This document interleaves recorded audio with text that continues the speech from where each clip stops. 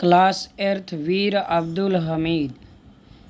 इसमें हम लोग पढ़ेंगे अब्दुल हमीद के बारे में। यहाँ पर अब्दुल हमीद के बारे में हमने पार्ट 1 में यहाँ तक पढ़ा दिया था। पार्ट 1 में यहाँ तक पढ़ा दिए थे। आज हम लोग पढ़ेंगे part 2। Would you like to know how he became the hero of the 1965 war between India and Pakistan. इसका मतलब क्या हुआ? Would you like to know, तो would you like to know, क्या तुम्हें पता है या क्या तुम सब जानते हो? हाउ ही बिकेम, वह कैसे हुआ, द हीरो माने योद्धा, ऑफ द 1965 माने सन 1965 के, वार माने युद्ध में, बिटवीन माने दो के बीच, इंडिया एंड पाकिस्तान। यानी क्या तुम सब ये जानते हो कि वह सन 1965 के इंडिया, भारत और पाकिस्तान के बीच हुए युद्ध में योद्धा कैसे बना, कैसे हुआ, अर्थात वही उसका नाम कैसे इतना फेमस हुआ है। तो यहाँ लिखा है it was the early morning. It was means था, द अर्ली मॉर्निंग सुबह का समय, ऑफ 10 सितंबर 10 सितंबर सन 1965। समय बता रहा है कि 10 सितंबर सन 1965 का सुबह था। और यहाँ लिखा है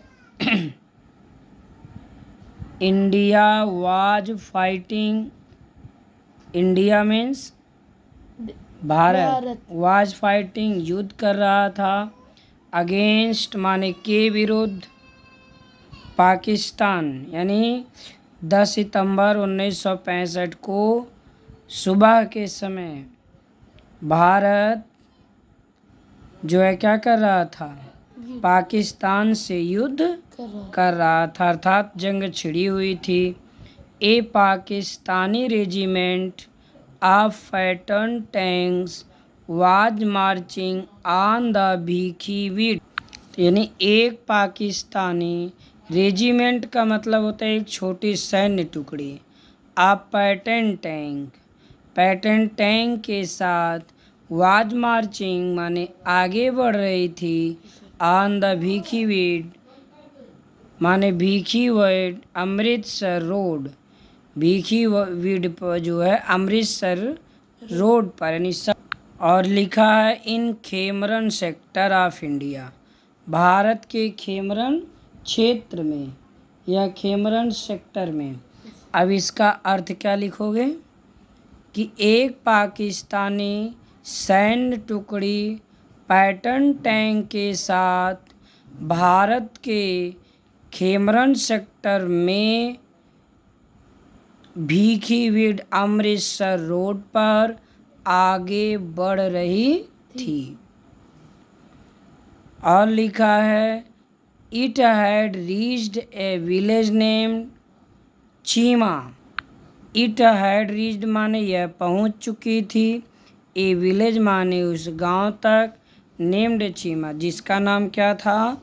चीमा था। यानी यह जो टुकड़ी थी, सैन्य टुकड़ी, जो सैनिकों की टुकड़ी थी, वो जो है ये चीमा गांव के पास पहुंच चुकी थी। This village was on the Indo पाक बॉर्डर। दिस विलेज, यह गांव, वाज का मतलब था, स्थित था, ऑन द इंडो पाक माने इंडिया और पाकिस्तान के बॉर्डर माने बॉर्डर पर। चीमा गांव कहाँ था? इंडिया पाकिस्तान के बॉर्डर पर। इन दिस सेक्टर, जिस क्षेत्र में ये बॉर्डर था यानी ये गांव था, तो उस क्षेत्र में, इन दिस सेक्टर, उसी सेक्टर में, the battle had been going on, battle had been going on, युद्ध जारी था, सिंस सितंबर 6 यानी 6 सितंबर से उस सेक्टर में लड़ाई चल रही थी। हियर, यहाँ पर, यानी जहाँ लड़ाई चल रही थी, हवलदार के रूप में अब्दुल हमीद थे and the other soldier of 4 grenadiers company we are waiting to face the Pakistani army. तो अब्दुल हमीद और दूसरे सिपाही जो थे 4 ग्रेनेडियर्स यानी 4 ग्रेनेडियर्स थे कंपनी से, वेटिंग टू फेस माने इंतज़ार कर रहे थे, फेस माने सामना करने का, पाकिस्तानी आर्मी उन पाकिस्तानी सैनिकों का। Brave Abdul Hamid was sitting in a jeep. बहादुर अब्दुल हमीद क्या थे? एक जीप में बैठे हुए थे। He had a special gun, यानी उस अब्दुल हमीद के पास एक विशेष बंदूक थी।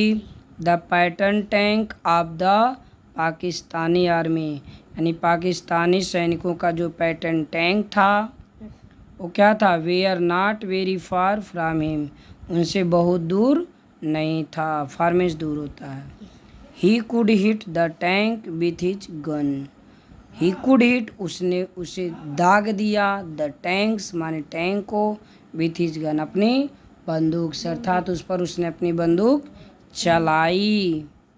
और इफ़ ही वांटेड टू, कह रहा है क्योंकि वे उसे मारना चाहते थे। He was a good shot, वह जो है एक अच्छे ढंग से बंदूक चलाई थी। He was a good shot, shot का मतलब ठीक ढंग से, गुड शॉट बंदूक चलाना जिसका निशाना कभी गलत ना हो, तो कहते अचूक कहिए। वह एक अचूक निशानेबाज था, बट लेकिन he did not want to waste his shots, वह अपने निशाने को नष्ट नहीं करना चाहता था। ही वांटेड टू हिट, वह उस टैंक को मारना चाहता था, with each of his shots अपने निशाने से। द पाकिस्तानी टैंक्स, जो पाकिस्तानी टैंक थे, they are very powerful and dangerous, बहुत पावरफुल माने शक्तिशाली और डेंजरस माने खतरनाक, वे बहुत शक्तिशाली और खतरनाक थे। शेष नेक्स्ट डे। आज के लिए इतना ही, थैंक यू।